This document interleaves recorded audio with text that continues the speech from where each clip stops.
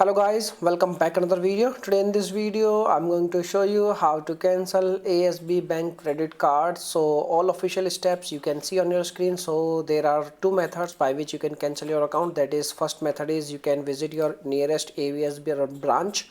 You can go over there and you can tell them that you wish to cancel your account and they will cancel your account. Or the another method is you need to contact with the customer support team.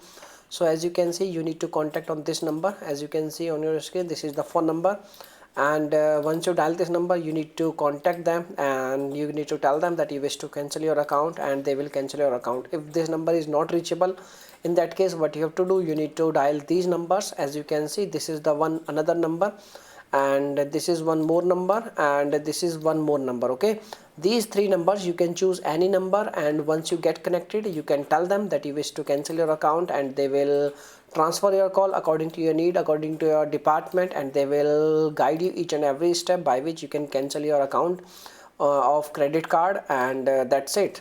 So this is the simple method by which you can easily cancel your credit card. So these numbers you can see.